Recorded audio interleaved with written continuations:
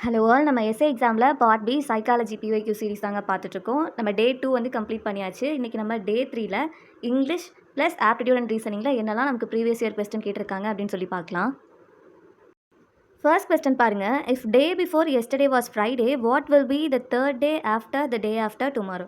அதாவது நேற்றைய நாளோட முந்தைய நாள் வந்து வெள்ளிக்கிழமைன்னு சொல்கிறாங்கங்க. அப்போது நாளைய மறுநாளில் மூன்றாவது நாள் என்ன? இதுதான் நமக்கு கேட்டிருக்க கொஸ்டின். இப்போ இது ஃபைண்ட் அவுட் பண்ணணும்னா ஃபஸ்ட்டு நமக்கு இன்றைக்கி என்ன நாளில் தெரியணும். அது தெரிஞ்சாதான் நாளை மறுநாளுடைய மூணாவது நாள் அங்கேருந்து என்னது அப்படின்னு சொல்லி நம்மளால் ஃபைண்ட் அவுட் பண்ண முடியும். இப்போ ஃபர்ஸ்ட்டு இன்றைக்கி என்ன நாளில் ஃபைண்ட் அவுட் பண்ணுவோமா? ஃபர்ஸ்ட் என்ன சொல்லியிருக்காங்க பாருங்கள். என்ன சொல்லியிருக்காங்க? நேற்றைய நாளின் முந்தைய நாள் வெள்ளிக்கிழமைன்னு சொல்லியிருக்காங்க. அப்போது எஸ்டர்டேனா நேற்றுன்னு எடுத்துக்கலாமா? நேற்றைய நாளின் முந்தைய நாள்னா இங்கே ஒரு டே இருந்திருக்கும் இல்லைங்க. இதை தான் நமக்கு என்ன சொல்கிறாங்க? ஃப்ரைடே அப்படின்னு சொல்லி சொல்கிறாங்க. வெள்ளிக்கிழமைன்னு சொல்கிறாங்க. அப்போது நேற்று என்ன நாளாக இருந்திருக்குங்க? சாட்டர்டேவாக இருந்திருக்குமா? அப்போ இன்றைக்கி என்ன நாளாக இருந்திருக்கும்? சண்டேவாக இருந்திருக்கும். இது கிளியராக இருக்கா? இதோட நம்ம half of the question complete பண்ணியாச்சு. அடுத்து என்ன சொல்கிறாங்க? நாளைய மறுநாளின் மூன்றாவது நாள் என்னதுன்னு கேட்குறாங்க. இப்போது இன்றைக்கி சண்டே அப்படின்னா இங்கே டுமாரோ என்ன நாளாங்க இருக்கும்? நாளைக்கு என்ன நாளாக இருக்கும்? மண்டேவாக இருந்திருக்கும். கரெக்டாக திங்களாக இருந்திருக்குமா? இப்போது அவங்க கேட்குறது என்னது? டே ஆஃப்டர் டுமாரோலேருந்து மூணாவது நாள் என்னன்னு தான் கேட்குறாங்க. அப்போது இந்த நாள் நமக்கு என்னவாங்க இருந்திருக்கும்? நாளைய மறுநாள் அப்படின்றது நமக்கு டியூஸ்டேவாக இருந்திருக்குமா?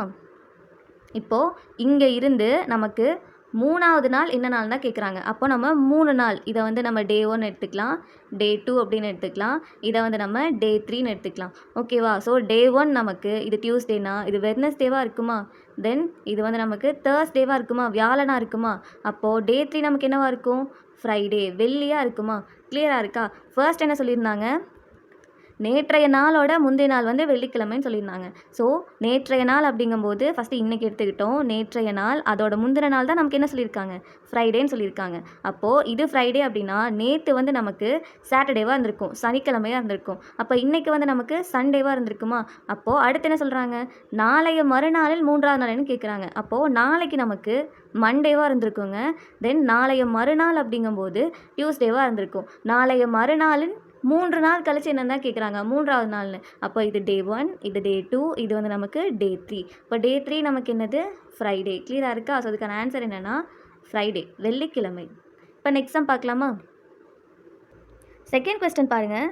45 planes were produced in 5 days by a company. How many planes will be produced in 18 days? அதாவது ஒரு வானூர்தி உற்பத்தி செய்யும் நிறுவனம் 45 விமானங்களை 5 நாட்களில் உற்பத்தி செய்கிறது எனில் அந்நிறுவனம் 18 நாட்களில் உற்பத்தி செய்யும் விமானங்களின் எண்ணிக்கை என்ன? இதுதான் நமக்கு கொஸ்டினில் கேட்டிருக்காங்க. இதுக்கு ஒரு ஃபார்முலா இருக்குங்க. இது நீங்கள் டைம் அண்ட் ஒர்க்லேயுமே நீங்கள் வந்து ஜென்ரலான சம்ஸ் இருக்குல்ல, அங்கேயுமே நீங்கள் இந்த ஃபார்முலா அப்ளை பண்ணலாம்.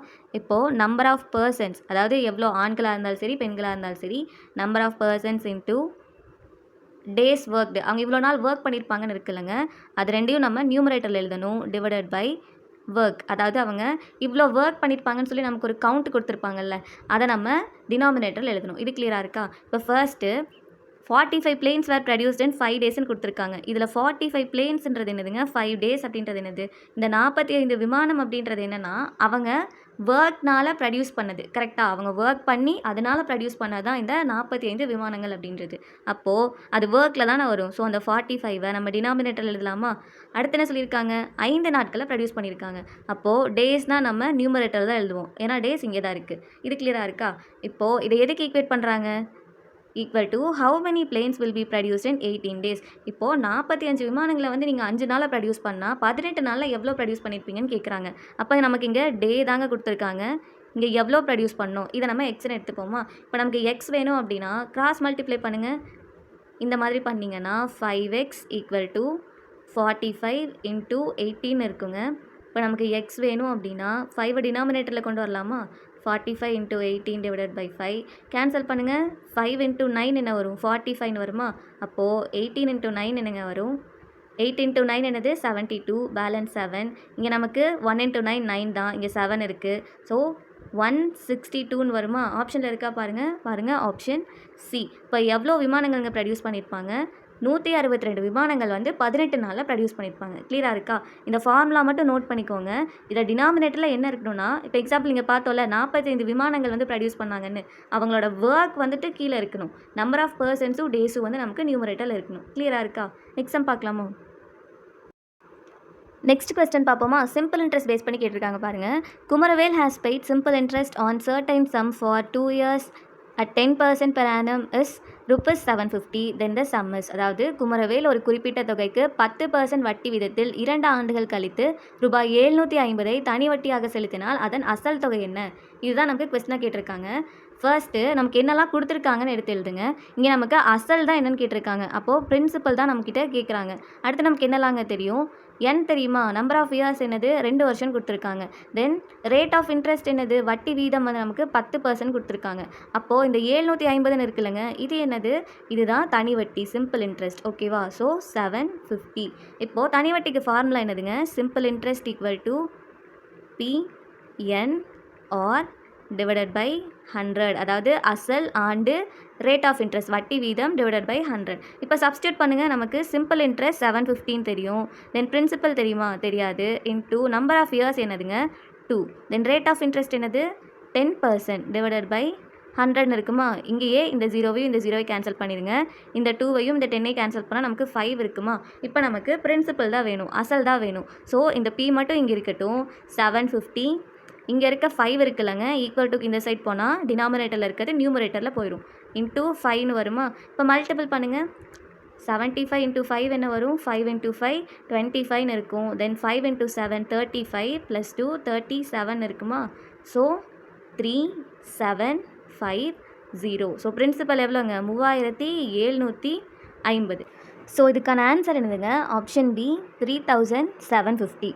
ஓகேவா? நெக்ஸ்ட் சம் பார்க்கலாமா? நெக்ஸ்ட் சம் பாருங்கள். நமக்கு ஸ்டேட்மெண்ட் பேஸ் பண்ணி நம்பர் சிஸ்டம் டாப்பிக்லேருந்து கேட்டிருக்காங்க. Every rational number is a real number. அதாவது ஒவ்வொரு விகிதமுறு எண்ணும் மெய் எண் சொல்லியிருக்காங்க. அடுத்தது every real number is an irrational number. ஒவ்வொரு மெய் எண்ணும் விகிதமுறா எண்ணுன்னு சொல்லியிருக்காங்க. இப்போது இதுக்கு ஆன்சர் பார்க்கறதுக்கு முன்னாடி ரேஷனல் நம்பர்னா என்னென்னு தெரிஞ்சுக்கணும், இரேஷனல் நம்பர்னா என்னென்னு தெரியணும், ரியல் நம்பர்னா நமக்கு ஃபஸ்ட்டு என்னென்னு தெரியணும். இப்போ ரேஷனல் நம்பர் இரேஷனல் நம்பர்னா என்னென்னு பார்ப்போமா? இப்போ ரேஷனல் நம்பர் அப்படின்னா நமக்கு P/Q ஃபார்மேட்டில் இருக்குங்க. ஓகேவா? விகிதமுறு எண் அப்படின்றது எக்ஸாம்பிள் 1/2 1/5 இந்த மாதிரிலாம் இருக்கும்ல, இது எல்லாமே நம்ம ரேஷனல் நம்பர்னு சொல்லுவோம், விகிதமுறு எண் அப்படின்னு சொல்லுவோம். இரேஷனல் நம்பர் அப்படின்னா √2 இது நமக்கு டெர்மினேட் ஆகுமாங்க? டெர்மினேட்டே ஆகாது. அதே மாதிரி எக்ஸ்பனென்ஷியல் இருக்குல்ல, இது நமக்கு டெர்மினேட் ஆகுமா? ஆகாது. இந்த மாதிரி ரூட்டில் நமக்கு டெர்மினேட் ஆகாமல் இருக்கிற நம்பர், அடுத்தது எக்ஸ்பனென்ஷியல் ஃபார்மில் இருக்கிறது, இது எல்லாமே நம்ம இரேஷனல் நம்பர் அப்படி தான் சொல்லுவோம். இந்த ரேஷனல் நம்பர், இரேஷனல் நம்பர் இது எல்லாமே சேர்ந்து தான் ரியல் நம்பர். ஓகேவா? மெய்யன் அப்படின்னு வந்துட்டு சொல்லுவோம். இப்போது இதை வச்சு நீங்கள் ஆன்சர் பண்ணுங்கள். Every rational number is a real நம்பர்னு சொல்கிறாங்க. எல்லா ரேஷனல் நம்பர்ஸும் நமக்கு இந்த ரியல் நம்பர் அப்படின்னு சொல்கிறாங்க. கரெக்ட் தானே? நமக்கு இந்த ரேஷனல் நம்பருக்குள்ளே தான் இந்த ரியல் நம்பர்ஸ் வந்துட்டு இருக்குது. அடுத்து என்ன சொல்கிறாங்க? Every real number is an irrational நம்பர்னு சொல்கிறாங்க. ஒவ்வொரு மெய் எண்ணும் விகிதமுறா எண்ணா? அப்படி இல்லைல்ல. இந்த இடத்துல எல்லா இரேஷனல் நம்பரும் ரியல் நம்பர், ஆனால் எல்லா ரியல் நம்பரும் நமக்கு இரேஷனல் நம்பர் இல்லைல்ல.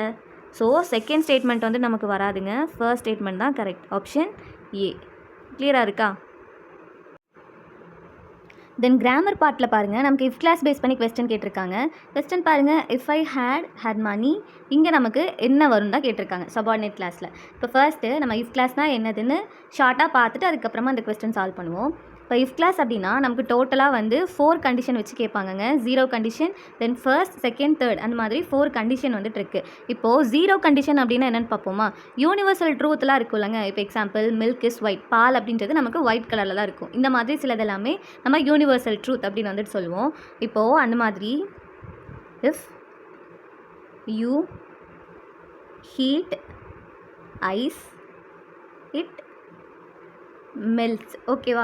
இந்த இடத்துல பாருங்கள். If you heat ice it melts. இப்போ நம்ம ஐஸை ஹீட் பண்ணோம் அப்படின்னா அது என்ன ஆகும்? மெல்ட் ஆகுமா? இப்போ இந்த இடத்துல ஹீட் அப்படின்றது தான் வேர்ப். ஓகேவா? இங்கே நமக்கு மெல்ட்ஸ் அப்படின்னு இருக்குல்லங்க, இது வந்துட்டு வேர்ப். இது ஒரு ஜென்ரலான ஃபேக்ட் தானே. இப்போ ஐஸை வந்து நம்ம ஹீட் பண்ணோம் அப்படின்னா அது மெல்ட் ஆகும். இது ஜென்ரலான ஃபேக்ட். ஸோ நமக்கு இங்கே என்ன வேர்ப் கொடுத்துருக்காங்களோ அங்கேயுமே நமக்கு இப்போ இது சிம்பிள் ப்ரெசென்ட்டில் இருக்குல்லங்க. ஸோ இங்கேயுமே நமக்கு இது சிம்பிள் ப்ரெசென்ட்டில் தான் இருக்குது. ஸோ 0 கண்டிஷன் அப்படின்னா இப்படி தான் நமக்கு கொஸ்டின் கேட்பாங்க. இப்போ அடுத்தது செகண்ட் டைப் பார்ப்போமா? இப்போ பார்க்குற 3 டைப்லேருந்து தாங்க நமக்கு கொஸ்டினே கேட்க போகிறாங்க. இப்போ ஃபர்ஸ்ட் டைப் பாருங்கள். If you study well you will clear the exam. இப்போ நம்ம நல்லா படித்தோம் அப்படின்னா நம்ம எக்ஸாம் வந்து கிளியர் பண்ணுவோம். இதுதான் இந்த இடத்துல ஸ்டடின்னு இருக்குல்லங்க, இது வந்து நமக்கு சிம்பிள் ப்ரெசன்ட், அதாவது V1. ஓகேவா? ஸோ சிம்பிள் ப்ரெசன்ட் நமக்கு வந்துச்சுன்னா இங்கே நமக்கு என்ன இருக்குது பாருங்கள், வில் கிளியர்னு இருக்குல்ல, ஃப்யூச்சர் டென்ஸில் இருக்கணும். ஓகேவா? வில் வரணும், ஞாபகம் வச்சுக்கோங்க. நமக்கு கொஸ்டினில் V1 கொடுத்தாங்கன்னு வைங்க, இங்கே உங்களுக்கு ஆன்சரில் நீங்கள் ஃப்யூச்சர் டென்ஸில் எது இருக்கோ அதுதான் நீங்கள் செலக்ட் பண்ணுவோம். எக்ஸாம்பிள், இங்கே உங்களுக்கு I will buy a car, நீங்கள் வில் இருக்குது பாருங்கள், இந்த கொஸ்டின் தான் நீங்கள் வந்து இப்போ கொஸ்டின் எப்படி கேட்குறாங்கன்னா ஆன்சர் வந்து நீங்கள் இப்படி தான் செலக்ட் பண்ணணும். இது கிளியராக இருக்கா? தென் செகண்ட் கண்டிஷன் பாருங்கள்.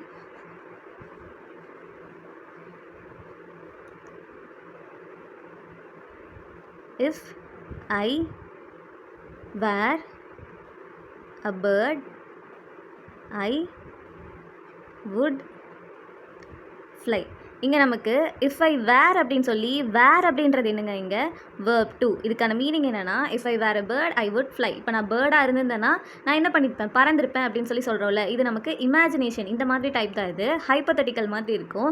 if I were a birdன்றதுல were அப்படின்றது நமக்கு verb to. So verb to வந்தால் இங்கே நமக்கு சபார்டினேட் கிளாஸில் would அப்படின்ற கீவேர்டு வந்துட்டு வரணும். ஓகேவா? ஸோ verb to வந்துச்சு அப்படின்னா நமக்கு would அப்படின்ற கீவேர்டு வரணும். இதனால ஞாபகம் வச்சுக்கோங்க. இப்போ எக்ஸாம்பிள் வந்து இங்கே இருக்கு பாருங்கள், ஐ வுட் இன்வெஸ்ட்னு இருக்குல்ல, இந்த இடத்துல would, இந்த மாதிரி தான் நீங்கள் ஆன்சர் வந்து செலக்ட் பண்ணணும். இப்போது லாஸ்ட் டைப் பார்ப்போமா? நமக்கு என்ன கொஸ்டின் கேட்டிருக்காங்களோ அந்த டைப் தான் இப்போ பார்க்க போகிறோம்.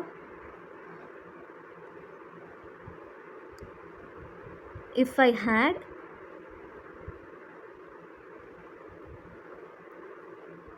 studied well, I would have cleared the exam. அதாவது நான் நல்லா படிச்சிருந்தா நான் எக்ஸாம் வந்து கிளியர் பண்ணியிருந்திருப்பேன் அப்படின்னு சொல்லி சொல்கிறோம்ல. இந்த இடத்துல நமக்கு இங்கே என்னங்க கொடுத்துருக்காங்க, ஹேட் ஸ்டடிட் அப்படின்னு சொல்லி பாஸ்ட் பர்ஃபெக்ட் டென்ஸில் கொடுத்துருக்காங்க. ஸோ பாஸ்ட் பர்ஃபெக்ட் டென்ஸில் கொடுத்து நமக்கு சபார்டினேட் கிளாஸ் என்ன வரும்னு கேட்டாங்கன்னா would have ப்ளஸ் V3 வரணும். ஓகேவா? அதாவது would haveவோட சேர்த்து நமக்கு பாஸ்ட் பார்ட்டிசிபிள் வந்துட்டு வரணும். ஹேட் அப்படின்னு வந்து நமக்கு இந்த இடத்துல ஒரு verb 3 இருக்குது அப்படின்னா இங்கே நமக்கு என்ன வந்திருக்கணும்னா would have ப்ளஸ் V3. இதுதான் நமக்கு இஃப் கிளாஸில் இந்த 4 டைப்புங்க. இப்போவே நம்ம ஒரு கிராமர் டாபிக் கம்ப்ளீட் பண்ணியாச்சு. இப்போ நமக்கு என்ன கொஸ்டின் கேட்டிருக்காங்கன்னு பார்ப்போமா? இஃப் ஐ ஹேட் மணி, இங்கே நமக்கு என்ன வந்தால் கேட்டிருக்காங்க, இதில் நமக்கு 2 ஹேட் இருக்குல்லங்க, 2 ஹேட் வந்தால் கன்ஃபியூஸ் பண்ணிக்கூடாது. இங்கே இந்த ஃபர்ஸ்ட் ஹேட் இருக்குல்ல, இது வந்து நமக்கு ஆக்சிலரி வெர்பாக ஆக்ட் ஆகுது, அதாவது இந்த ஹேட் அப்படின்றது. தென் இந்த ஹேட் இருக்குல்லங்க, இது வந்து ஹேவுடைய பாஸ்ட் டென்ஸாக ஆக்ட் ஆகுது.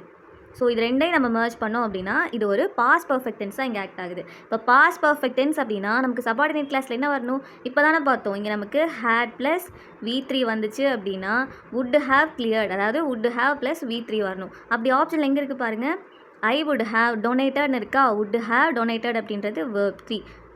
ஓகேவா? ஸோ would have donated, இதுக்கான ஆன்சர் என்னென்னா ஆப்ஷன் டி. கிளியராக இருக்கா?